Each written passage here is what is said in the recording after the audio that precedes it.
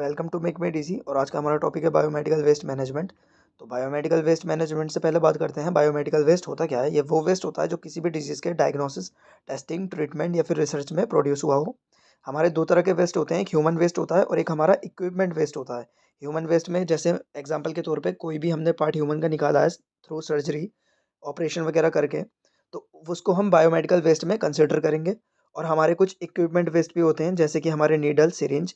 तो अब हमें इन्हें मैनेज करने के तरीके देखने हैं। तो सबसे पहला जो हमारा तरीका है वो है वेस्ट मिनिमाइजेशन।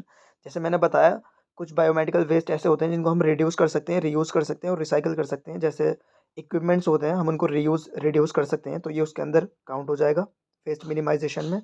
और जो इसके अलावा दूसरा तरीका है वो है हमारा केमिकल प्रोसेस। तो केमिकल प्रोसेस में हम उन वेस्ट को रीयूज़ कर सकते हैं थ्रू अप्लाइंग डिसइंफेक्टेंट्स। कौन-कौन से disinfectants? Sodium hypochlorite, dissolved chlorine, hydrogen peroxide. ये कुछ हमारे केमिकल्स हैं जिनको हम एज अ डिसइंफेक्टेंट यूज़ करके बायोमेडिकल वेस्ट को दोबारा रीयूज़ कर सकते हैं, रिड्यूस कर सकते हैं। तो अब हमारा नेक्स्ट प्रोसेस है मैकेनिकल प्रोसेस। इसमें भी दो प्रोसेस हैं, कंपैक्शन एंड श्रेडिंग। कंपैक्शन में जो उसका वॉल्यूम है वेस्ट का, उसको रिड्यूस कर देंगे। और श्रेडिंग में क्या करना है, उस वेस्ट को क्या करना है, जैसे प्लास्टिक वेस्ट है और पेपर वेस्ट है, उसको डिस्ट्रॉय करना है ताकि हम उसे दोबारा रीयूज़ ना कर सकें। सिर्फ जो डिसइंफेक्टेड वेस्ट है उसको ही रीयूज़ कर सकें। तो ये हमारे दो प्रोसेस हैं। मैकेनिकल प्रोसेस के जस्ट बाद आते हैं हमारे इरेडिएशन प्रोसेस और बायोलॉजिकल प्रोसेस। इसमें जो भी हमारे अनरिकॉग्नाइज्ड वेस्ट हैं जिनको हम पहचान नहीं पाए, उनको क्या कर देंगे हम, उनको या तो हम यूवी रेस में डाल देंगे इरेडिएशन प्रोसेस, या फिर उसमें कुछ बायोलॉजिकल एंजाइम्स डाल देंगे लाइक बायोलॉजिकल प्रोसेस, ताकि वो डिकंटेमिनेट हो जाएं। इसके बाद आता है हमारा इंसिनरेशन। इंसिनरेशन में हम इंसिनरेटर्स का यूज़ करेंगे।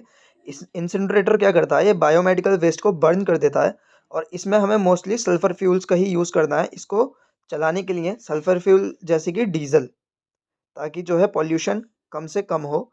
और इसमें क्या करते हैं, हम बर्न करते हैं अपने बायोमेडिकल वेस्ट। अगला प्रोसेस है हमारा ऑटोक्लेविंग। ऑटोक्लेविंग में क्या करेंगे, जो बायोमेडिकल वेस्ट है जिसको हमें रीयूज़ करना है, उसको ऑटोक्लेव में डाल देंगे। 3 टेम्परेचर पे रख सकते हैं हम इसको, 121 डिग्री पे रख सकते हैं 15 पाउंड प्रेशर के साथ। कितने मिनट के लिए? 60 मिनट के लिए। प्रेशर बढ़ाएँगे तो टाइम कम होता जाएगा, लाइक 45 मिनट हो जाएगा 135 पे, 149 पे 30 मिनट हो जाएगा। अगला प्रोसेस है हमारा माइक्रोवेविंग। इसमें हम माइक्रोवेव से क्या करेंगे, जो हमारा बायोमेडिकल वेस्ट है उसको रीयूज़ करने के लिए माइक्रोवेव का यूज़ करेंगे। वो क्या करेगा, बैक्टीरियाज़ को किल कर देगा हीट प्रोवाइड करके, और जितने भी माइक्रो ऑर्गेनिज़म्स हैं उनको वो किल कर देगा। हमें एक चीज़ ध्यान रखनी है, जो भी हमारा एनिमल कार्केस है यानी एनिमल का जो कोई बॉडी पार्ट है उसको नहीं डालना, और बड़े मेटल आइटम्स को नहीं डालना। तीसरी जो हमारी चीज़ है वो है डीप ब्यूरियल। डीप ब्यूरियल में क्या करना है, हमें गहरा गड्ढा खोदकर उसमें हमारा बायोमेडिकल वेस्ट को डाल देना है।